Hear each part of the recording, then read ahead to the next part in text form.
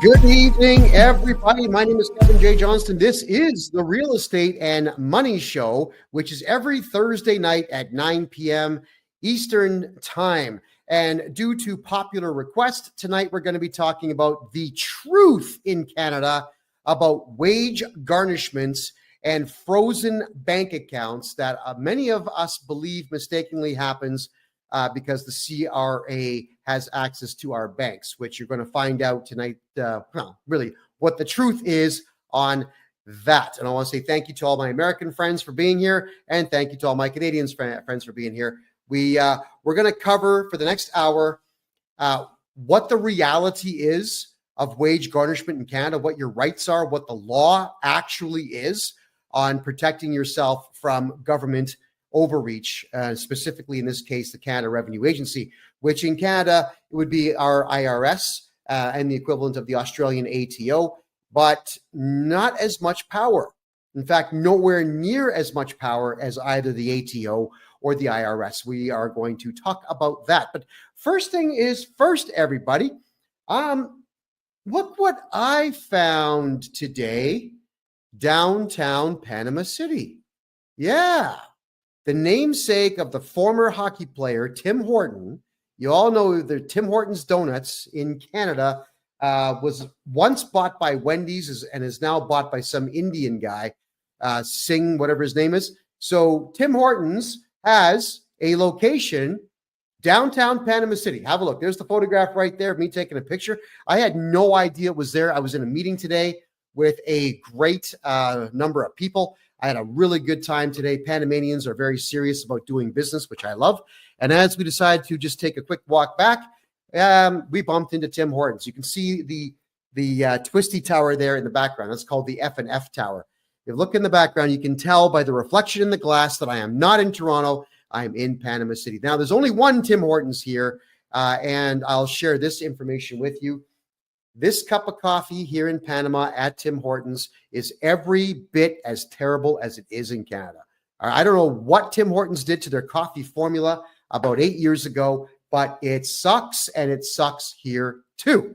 Now, something else to keep in mind when you're down here in Panama is there are a lot of local business folks down here, men and women that run their own local coffee shops, their own cake bakeries, cookie bakeries, whatever it might be. You can get a cup of coffee at one of these places for 50 cents, which is delicious compared to Tim Hortons, which sucks. And you can get donuts this big for 80 cents. Or at Tim Hortons down here in Panama, you can get 2 little apple fritters like this and a really crappy cup of coffee for $8.40. Right. So I just want to point out that when you're dealing with this one Canadian coffee chain, one location down here in Panama, it's not worth it. It's cool to see that they've got Canadian decorations inside of it. They've got a pretty cool display of neon lights forming the maple leaf, but there you go. Don't buy Tim Hortons caca down here in Panama. You're going to be equally as disappointed as I was today. So I dumped half the coffee out because I just couldn't drink it anymore.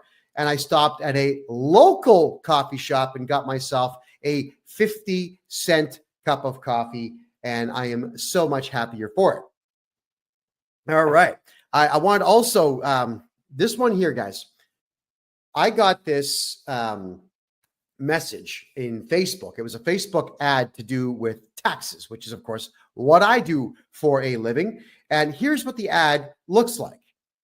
It's from a company called Online Accounting LLP. It asks, are you 1, 2, 3 years behind on taxes? Now's the time to take action before the CRA does, the Canada Revenue Agency does. And what do we see in this advertisement? A police car. All right. They're trying to frighten you into hiring them to do your taxes, because this advertisement is telling all of you that you're going to get arrested if you don't do taxes. So I thought, you know what I'm going to do is I'm going to call this company. They ended up being in Edmonton, Alberta. And when I gave these people a call, I had a conversation with them for 34 minutes. It was a 34-minute conversation. And I grilled this guy. I lied to him, said, yeah, my mother's 83 years old. She saw your ad. She flipped out. She's been staring out the window for the last 3 days, waiting for the police to come and get her. She hasn't done her taxes. And then I start asking him a ton of questions about their capacity to do taxes. Questions like, will you cooperate with an auditor? Well, yes, we will. You have to. It's the government, he says to me. I want you to go and hear this thing for yourself. So if you're looking right there, this is my Rumble page, everybody. You can see it's this video right here. It's the second most recent one. You can see it's 38 minutes long.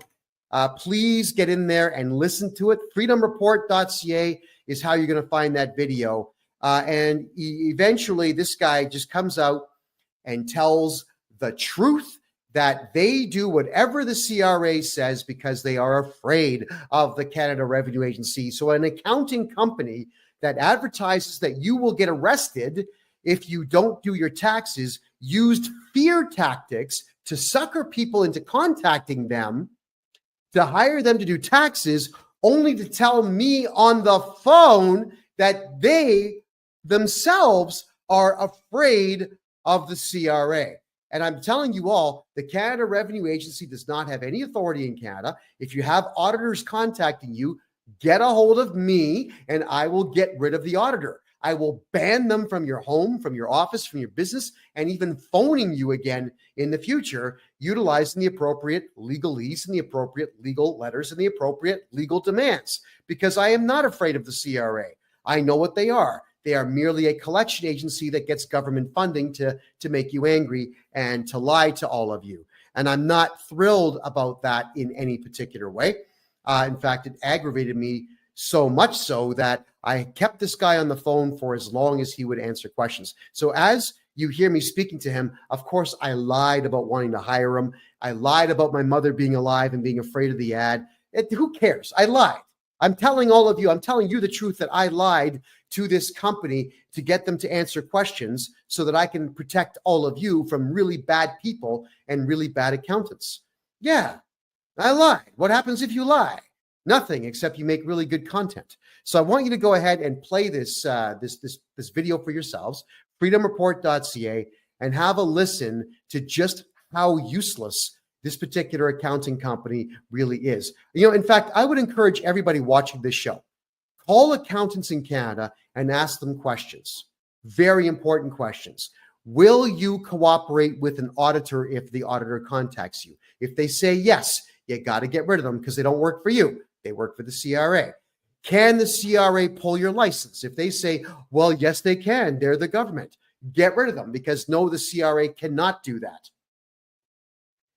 If you're talking with them and you ask them, can the CRA arrest you or otherwise, if they say yes, got to get rid of them.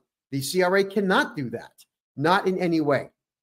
So please go through that video and understand that's why I do what I do. I want to help protect you, but I need all of you to start phoning accounting companies and ask the same questions of accounting companies in Canada that I ask of accounting companies.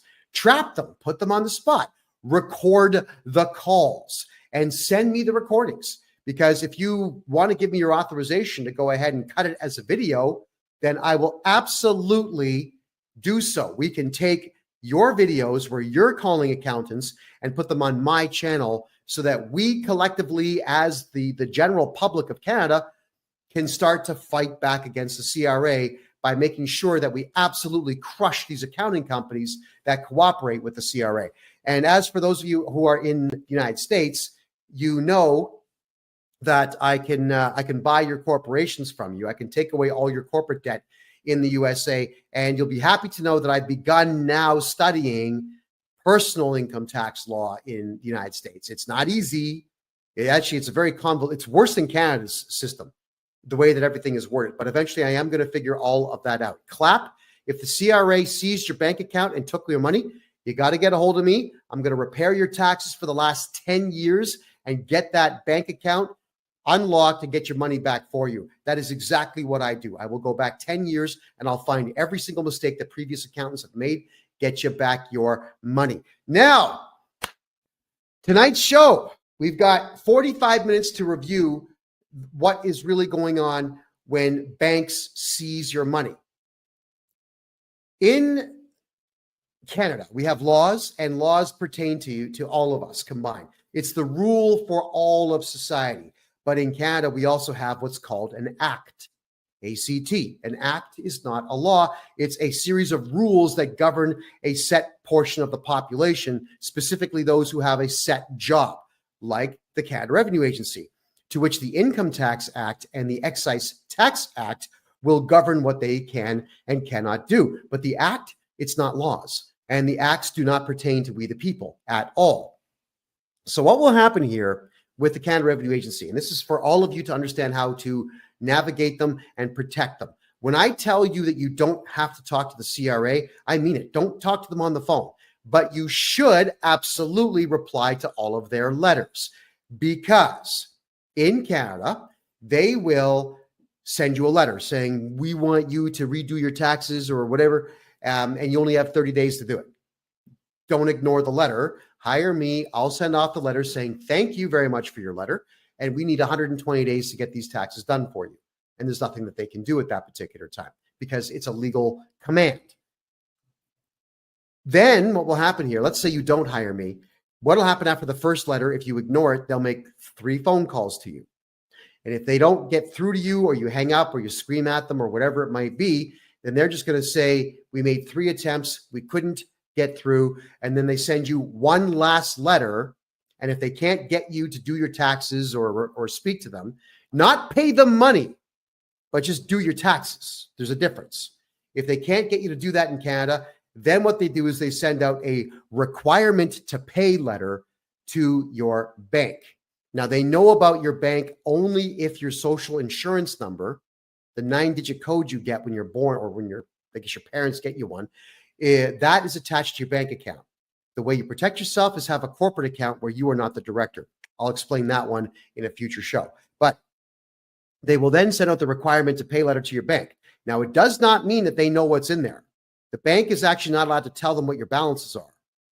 But when this requirement to pay letter gets sent out by the Canada Revenue Agency, the banks automatically just pay them, right? The banks are not in any way, shape, or form obligated by law to give them any money. In fact, the bank could just make a phone call saying, listen, you're suggesting that I steal somebody's money and give it to you.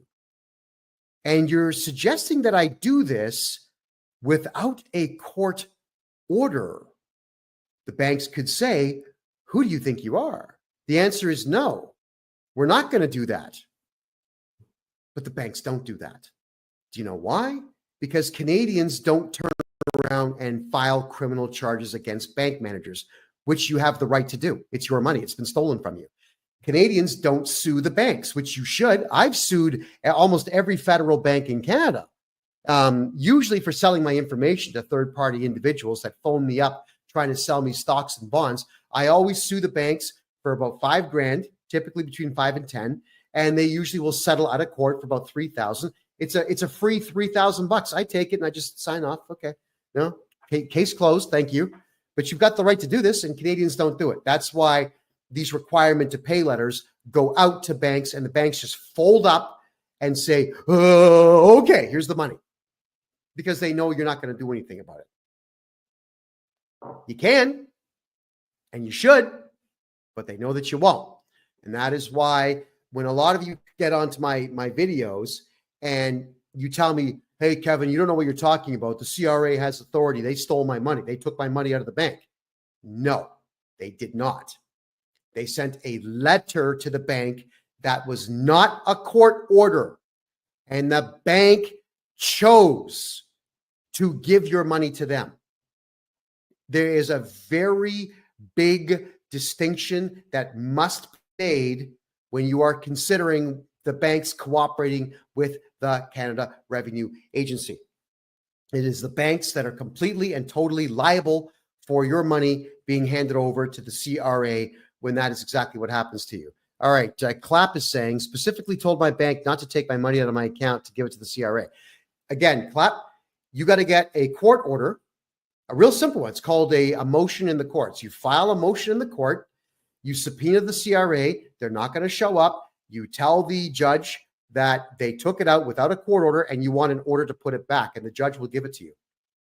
That's all that it takes. It's just a request from the judge, because for the CRA to issue that letter, it's not a lawful command. It's just something that the Excise Tax Act says the CRA is allowed to do. But we're going to read this to you so that you understand it. In fact, I had a really good conversation with a private bank owner. I'm not going to tell you who, but I am going to say that I'm very, very grateful for the time he spent speaking to me. And he sent me off a letter stating that even private banks are subject to this. And his lawyer sent me over two things to consider about why the banks would hand your money over to the CRA. And I'm going to cover them right now. The first one is the Excise Tax Act. That is section number 317. I'm going to share that on my screen right now with you. All right, let's get this rocking here. Excise Tax Act. And okay, here we go, everybody. This is section 317 of the Excise Tax Act. And I'm just going to read it verbatim and explain it to you. Garnishment. 317, subsection 1, if the minister has knowledge or suspects that a particular person is or will be within 1 year liable to make a payment to another person who is liable to remit an amount under this part in subsections 2, 3, 6, and 11, referred to as the tax debtor, the minister may, not must, may, by notice in writing, require the particular person to pay without delay. All right, so let's cover this first paragraph here. The minister, which is just some jerk. It's not the minister. It's not the Minister of Finance in Canada. It is just some jerk who works for the Canada Revenue Agency that writes a letter and sends it off to the bank. So if you hear what it says, the minister, or in this case, the CRA loser, may, in writing, require, which is to request, not you must do, it's just a request, require the bank to pay without delay. Or anyone for that matter. It doesn't have to be a bank. It could be your bookie. It could be your job. It could be your life insurance policy.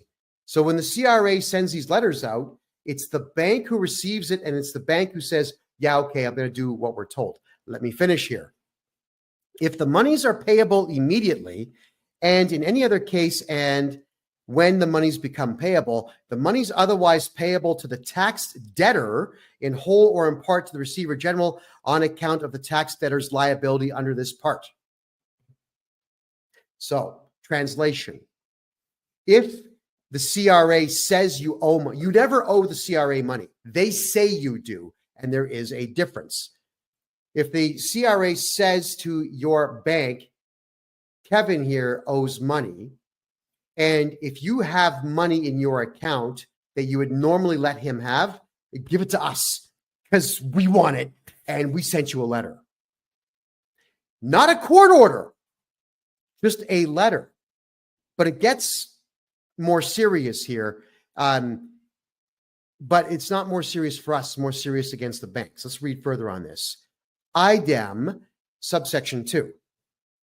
Without limiting the generalities of subsection 1, where the minister or CRA has knowledge or suspects that within 90 days, a bank, credit union, trust company, or other similar person, in this section referred to as the institution, will loan or advance monies to or make a payment on behalf of or make a payment in respect of a negotiable instrument issued by a tax debtor who is indebted to the institution and who has granted security in respect of the indebtedness, or a person other than the institution will loan or advance monies to or make a payment on behalf of a tax debtor who the minister knows or suspects, subsection 1, is employed by or is engaged in providing services or property to that person, or was or will be within 90 days so employed or engaged, or 2, where that person is a corporation not dealing at arm's length with that person. Here's where it gets dumb. The minister may, not must, by notice in writing, require the institution or person, as the case may be, to pay in whole or in part to the receiver general, which is the CRA, on account of the tax debtor's liability under this part, the monies that would otherwise be so loaned, advanced, or paid, and any monies so paid to the receiver general are deemed to have been loaned, advanced, or paid, as the case may be, to the tax debtor. So it's really terrible language designed to say, hey, we, the CRA, says Kevin here, owes money. We can't prove it. We have no evidence to prove anything that we just said. But because of this IDEM, Section 2 of Section 317, we want you to give it to us. So give it to us. That's all they're saying. And they're saying it in a letter that is not backed by a judge's stamp or a court order. Now, how sick is that? By the way, if you're watching us on Kick or here on TikTok, we get everyone doing double fingers on the screen. Let's get the hearts flying. Let's get the likes going, everybody. It really does help bring this education level to everybody out there. I really do appreciate that. So the CRA sends a letter to the bank, and this act, which pertains only to the CRA and not we the people or the banks, is what the banks are using to steal your money and give to the CRA. Let's read further. Garnishment, Section 3. Despite any provision of this part, other than any enactment of Canada, other than the Bankruptcy and Insolvency Act, any enactment of a province or any law, if the minister has knowledge or suspects that a particular person is or will become within 1 year liable to make a payment, A, to a tax debtor, or B, a secured creditor who has the right to receive the payment that, but for a security interest in favor of the secured creditor, would be payable to the tax debtor. You know what they're saying here? Let's say you've got a court order to pay child support, and if you don't pay it, you go to jail, according to the court order. The CRA says, yeah, you know what? Don't pay the child support. Give it to us. Let him go to jail, but give it to us anyway because Section B says so. But it's not a court order. It's not a law. It's an act. The minister may, by notice in writing, require the particular person to pay without delay. May, not must, and not can, but just may, which means it's discretionary, which means he doesn't have to, but they do anyway. If the monies are paid immediately, and in any other case, as when the monies become payable, the monies otherwise payable to the tax debtor, in this case, let's say me, or the secured creditor, in whole or in part to the receiver general on account of the tax debtor's liability under this part, and on receipt that notice by the particular person, the amount of those monies that is so required to be paid to the receiver general shall, despite any security interest in those monies, become the property of Her Majesty, or now His Majesty of Canada, to the extent of that liability as assessed by the minister, and shall be paid to the receiver general in priority to any such interest. So, if you've got a mortgage and you have money in the bank, the money has to go to the CRA and not your mortgage, so you lose your house and now you can't make money to pay the debt. Personally speaking, anyone who does that to you honestly deserves to be hanged by the neck until dead. You can't do that because the law says you can't. But when a person who works for the CRA does this and takes your money from you without a court order, they are a criminal. It doesn't matter that lawyers might say, but it's an act and they've got the right to do it. No, they actually don't. This here says they may ask for it, but nobody is obligated to give it to them. And who in the hell believes that they have the power to even demand this of anyone? Here's me hoping and praying that everybody who works for the CRA gets what's coming to them. I really do hope and pray. I can't sit here and advocate for violence because that would be solicitation of a crime, and that is a crime unto itself. So I won't do so, but they deserve it. So for 2025, everybody, you'll be happy to know that we're going to run a series of fundraisers countrywide so that we can have a whole team. I've got 2 private investigators that work for me now, but I want a whole team of private investigators to track down the home addresses of every single person who works for the CRA so that when they pull stunts like this, we can just go and take their houses with contractor liens. There you go. And Tim, you're correct. Acts do not apply to people. It applies to corporations and set groups of people who work for those corporations. That's 100% correct what you just said. Getting a little bit further into the Excise Tax Act, effect of receipt, more legalese nonsense. Section 5. If the minister has, under this section, required a person to pay the receiver general on account of the liability under this part of a tax debtor, monies otherwise payable by the person to the tax debtor as interest, rent, remuneration, a dividend, an annuity, or other periodic payment, the requirement applies to all such payments. Wow. So could you imagine, thank you, Deborah, could you imagine you shot some commercials and you get a residual check every month. And now the CRA goes to the production studio who pays you residual checks every month for every time you appear on TV, and they get your money.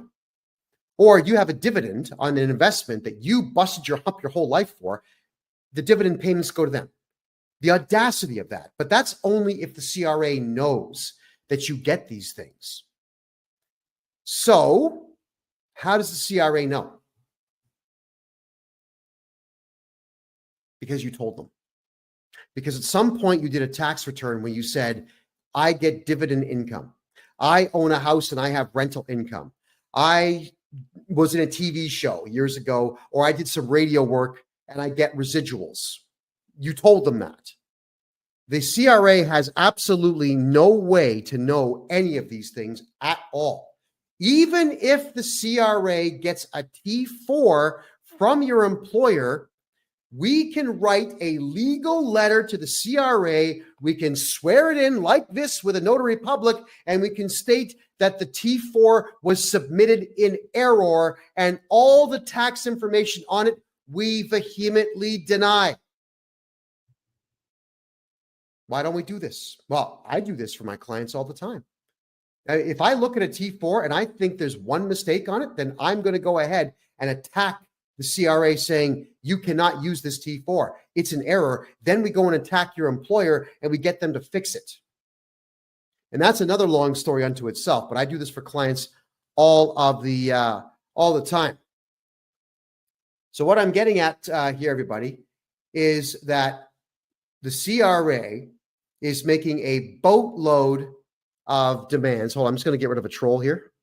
Someone's calling themselves David White. They're trying to get my attention. They're not going to get it, and they are officially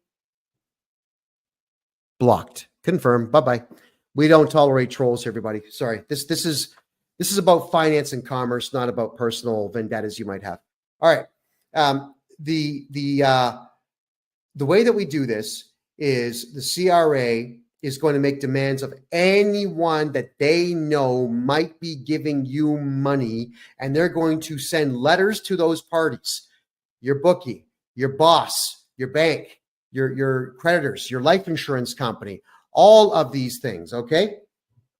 And Travis, I see you there. If you wanted to talk to me, just go to my personal website. That's the best place to hit me. Please, KevinJJohnston.com, myname.com. Travis, I'd love to talk to you. We have to stop telling the CRA everything about our personal lives, because everybody out there who tells the CRA anything, the CRA now knows and will pursue it. They will chase it. And the banks, as you've learned, are complete cowards, and they will give in and give your money away. Your boss is probably going to give in and garnish your wages. We'll talk about garnishments in just a couple of minutes here. But this is the most important part now of the Excise Tax Act. This is the part. Okay, Travis, I get it. I see your comments. I see them. Please stop. All right, everyone, just send one at a time. Let me just digest what you're saying. I want you to understand now that if you go to the Criminal Code of Canada, which is on the canada.ca website, and you read every single solitary crime that they have there, there's always a section called punishment. Punishment. Section 319 of the Criminal Code says if you offend somebody, they're going to shake their finger and get really mad, but the punishment is 2 years in prison. Oh, yeah. Bill C-63 in Canada, which has now been voted in, says if you offend anybody on the left through social media, they're going to get really mad and you're going to go to jail for life. Those are laws, and those laws always have punishments attached to them. So now I'm going to read to you directly from the Excise Tax Act what the punishment is if a bank does not give your money to them. Failure to comply. Section 7. Every person who fails to comply with a requirement under subsections 1, 3, and 6 is liable to pay Her Majesty in right of Canada an amount equal to the amount that the person was required to pay under that subsection. Is liable to pay. Okay, so what they're saying here is, let's say you work for McDonald's, and let's say McDonald's pays you $20 an hour. If the CRA tells your boss at McDonald's, garnish this guy's wages because we say, we can't prove it, but we say he owes money and we want it.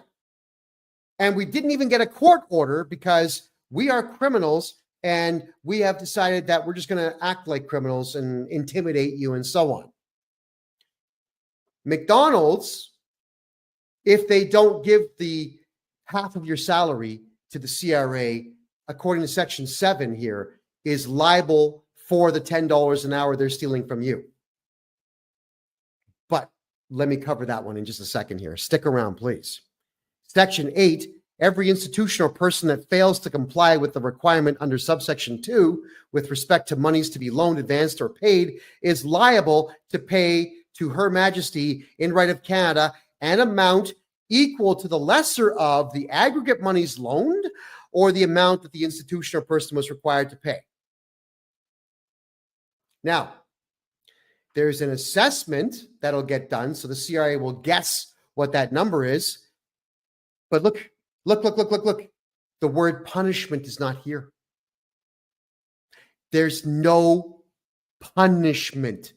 If you are a business owner and the CRA issues a garnishment order to you and you refuse to steal money from your staff, the CRA will say, well, we're going to shake our finger and we're going to get really mad and we're going to tell you in writing that you're liable. But even the act itself does not allow us to punish you. You know how somebody would actually be liable for that money?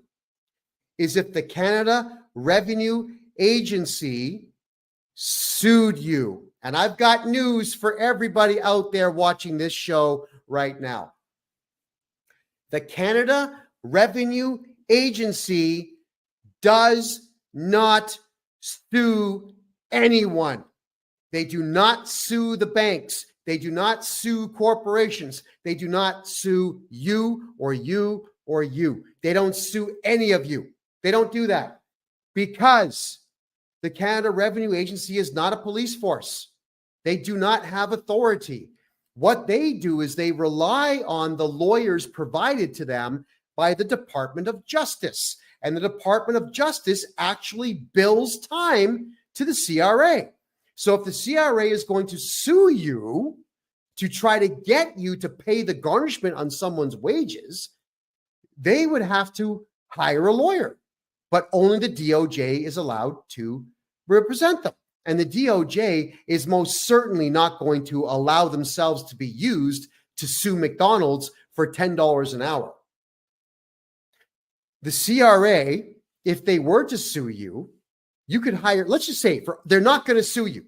But for argument's sake, if they did, you hire me. Here's what happens when you get sued.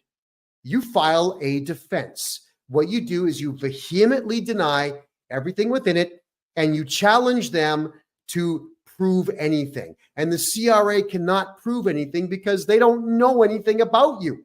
They only know what's on your tax return. And if you swear an affidavit stating that your tax return was wrong, then they have no evidence at all. So when you file a defense, the CRA, if they sue you, which they don't, the CRA would get a notice that you defended your lawsuit. They would get a letter from me saying, hey guys, KevinJJohnston here. You know who I am. You don't like me very much. And I'm representing my client in this case. The first thing that happens is it goes to a settlement conference. Now, this is something that you call a without prejudice meeting.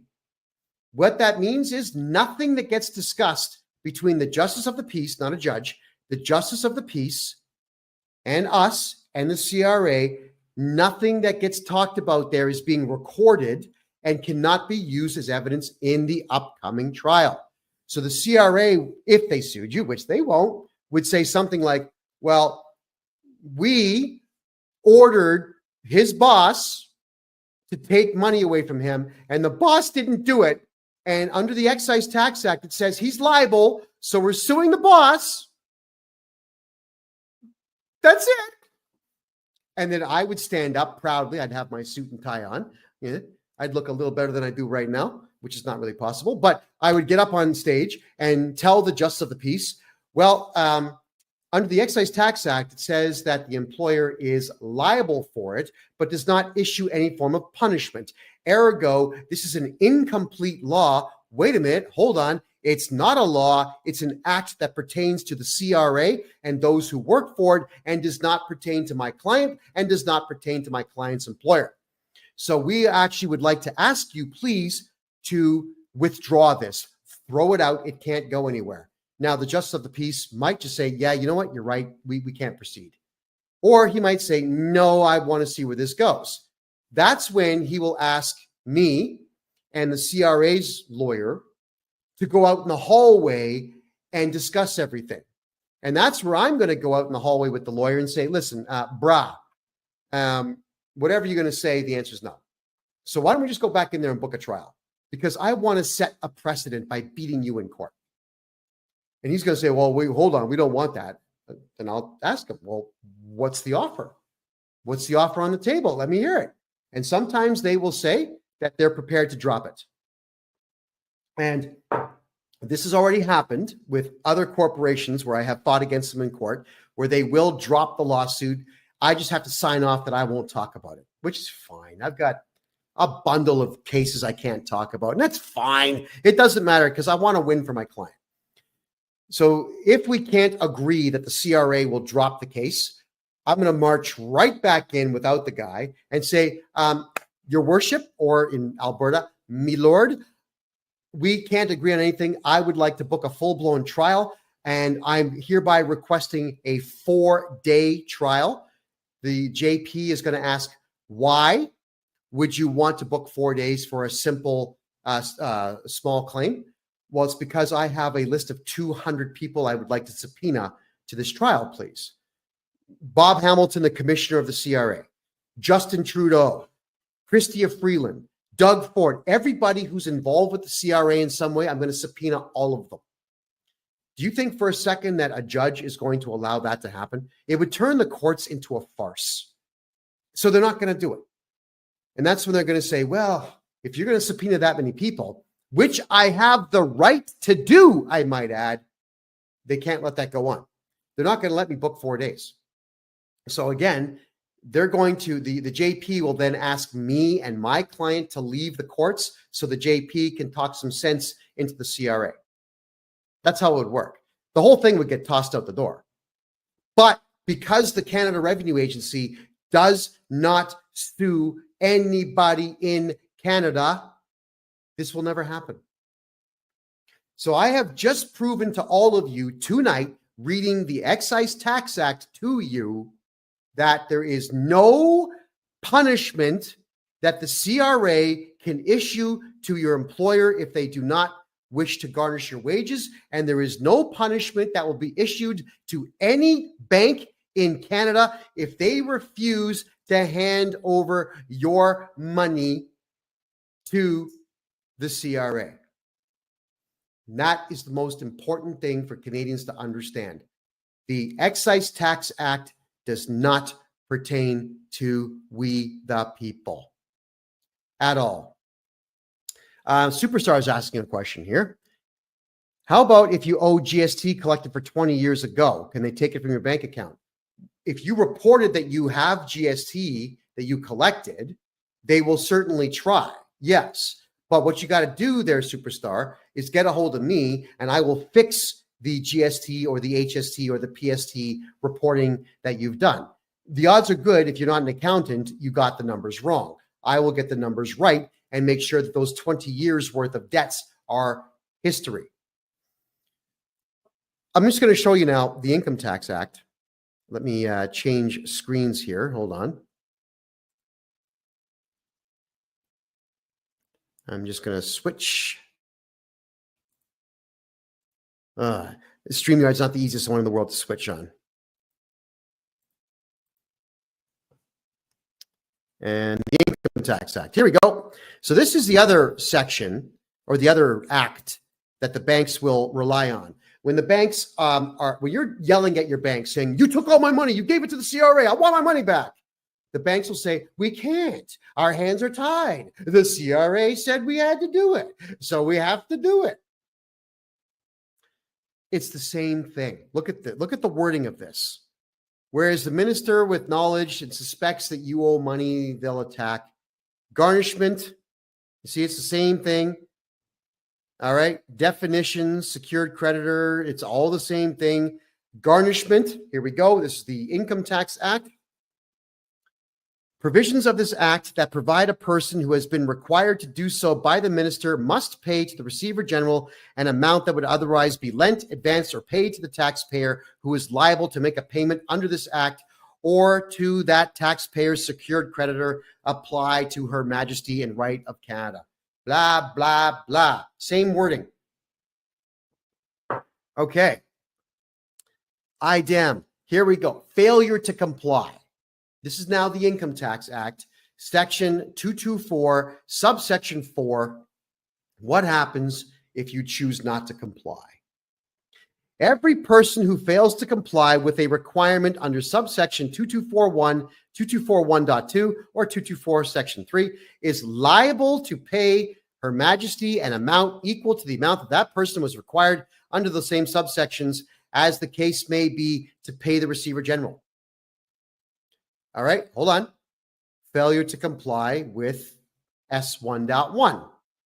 Every institution or person that fails to comply with a requirement under subsection 224.1.1 with respect to monies to be lent, advanced, or paid is liable to pay Her Majesty an amount equal to the lesser of A, the total amount of monies lent, advanced, or paid, and B, the amount that the institution or person was required under that subsection to pay the Receiver General. And look at this. Once again, the word punishment is not there, which means it is not a law that pertains to we the people.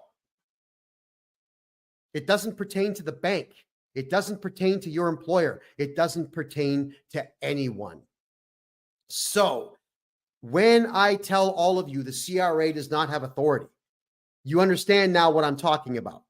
The Excise Tax Act and the Income Tax Act are not laws that the banks and employers have to follow, but the banks do follow anyway because Canadians do not file criminal charges against bank managers, and we all have to start doing this. Otherwise, this practice of the CRA sending out threats to the bank and the bank capitulating is going to continue. And it's we, the little guy, who loses every single time. Now, what is the solution if the bank shuts down your account? Charge them criminally, sue the bank, sue the CRA, hire me to do your taxes. I'll get them all done for you. I'll correct every mistake that's in there. And once your taxes go in and I have put forward all the write-offs that you're legally allowed to have, and remove all the income that was improperly reported and get your taxes down to zero, then the garnishment has to go away and the money goes back into your bank account. So the fastest way is to stop going to H&R Block, stop going to Sidler & Co., Stop going to these stupid accountants out there and these idiots on TikTok who tell you, well, I'm a tax expert. I can help you pay less. So tell you what, I can help you pay zero. And I'm the guy who the CRA is actually afraid of. And I know this because the CRA sent me a threatening letter saying, you know too much. You know too many laws. And we don't like that. So you're not allowed to represent people anymore, which of course my lawyer fired right back and shot them down in flames. Now, can you think of any accounting company in Canada that would actually read the Excise Tax Act for you and interpret it for you and explain it to you? No, of course you're not. You're going to get accountants and managers and employers out there that just do what they're told. That's the Canadian way, by the way, is to be a completely spineless, gutless coward and do everything that you're told. Barbara, thanks for being here. Appreciate that. So, Canada, I would now like to talk about wage garnishing. Everything, yes, Travis, that letter is on my, it's on TikTok, it's on Instagram, KevinJJohnston X, it's on Twitter, KevinJJohnston X, it's on my website, KevinJJohnston.com. It's absolutely everywhere. So when your wages get garnished, here's how it happens. It's exactly the same thing. It's almost exhausting to have to explain this, but I'm going to do it because this is what I do for a living, everyone. If the CRA says you owe money, it is only because you told them that you owe money on your tax return. That's okay, I fix. But if the CRA says you owe money and they want it and you're not cooperating with them, they will send the requirement to pay letter out to your boss. Now, this is where I lose my mind with employers. And I have given a lot of employers a very difficult time this year. The number one commodity, the number one asset that every business has is a highly skilled employee who's dedicated to the company. If you've got an employee who does their job, doesn't complain, doesn't take extra long lunches, doesn't sell your secrets to other companies, shows up even when they're sick, obeys the rules, treats people with respect, your customers love them, you're going to repay them by stealing money from their paycheck and giving it to a collection agency because you got a letter. What a scumbag you are if that's what you're going to do. You are a coward and a scumbag, but here's the worst part for employers out there. If you are an employer out there and you garnish someone's wages and give that money to the CRA without a court order, you know what else you are? You're a criminal. And I mean literally, you are stealing money. You have committed fraud and you've committed theft. And because you conspired with the CRA to steal that money without a court order, the court order would protect you. But because you've conspired, it's also conspiracy. These are very serious criminal charges. Why would you do that? Why would you become a criminal because you got a letter in the mail? And the odds are pretty good you got a letter in the mail from somebody who's not a Canadian citizen, someone who doesn't deserve to even be in the country or be around decent human beings. Yeah. So what I want to tell you is that you shameful, gutless individuals, I'm going to be, in 2025, I'm going to be helping my clients sue your company, sue you personally, put liens on your properties, and charge you criminally. It's time to take what I do to the next level. Employers should be terrified to cooperate with the CRA. I know what the CRA says. Now, the CRA, the employer who gets these letters could actually charge the CRA with this, but they don't.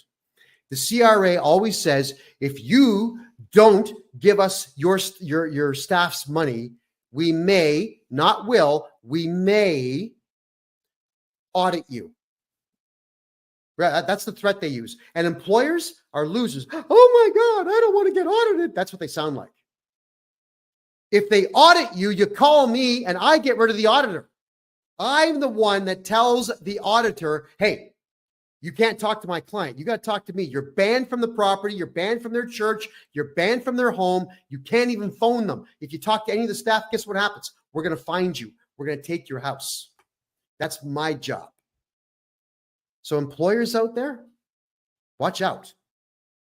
I'm going to make an example of you. The CRA, they've got the right to send a letter, but so do I. And you do not have the right to steal someone's money because the CRA sends a letter. The only right the CRA has is to send the request for money. You've got the right to say no. And if they send an auditor after you, that's a crime. It's malicious prosecution. That is a crime. It's what the Americans call a felony. It's what the Canadians call an indictable offense. It's a crime. You do jail time for these things. So we, the people, need to go on the attack. If any of you out there have had your wages garnished and they're still being garnished now, get a hold of me. We're going to get your money back because I'm going to go to war with your employer over that. Think about all the crimes that the CRA has committed. I don't care that they have an act that says they could do these things. They are still breaking the law. Acts mean nothing. And remember, everybody, at Nuremberg, when Nazis said, I shot children in the head because I was just following orders, it didn't work for them. They all got hanged. It's not going to work for your employers, and it's not going to work for the CRA as long as we, the people, gang up on them and become an army and fight back. It takes nothing. We don't even have to use violence. We just have to sue your boss and go to the courthouse. If the cops will not file charges, then you go to the courthouse. You grab the forms that they have. It's called filing a private information. You can file criminal charges against somebody in a courthouse. It's free. Then the police have to go see your boss and hand your boss a summons to appear in court on criminal charges. Why are we not doing this as a society, everybody? Now, you got to remember, I would love to do this for everybody out there. I've only got so many hours in a day, but I'm going to be teaching everybody across Canada how to charge CRA criminals and your bosses and your bank managers who steal your money.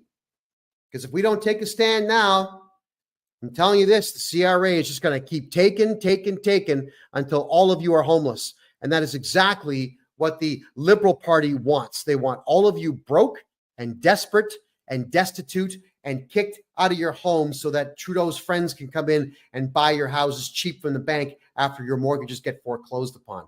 You all got to stop paying tax. Now, next week, I'll be covering how to never pay income tax again legally.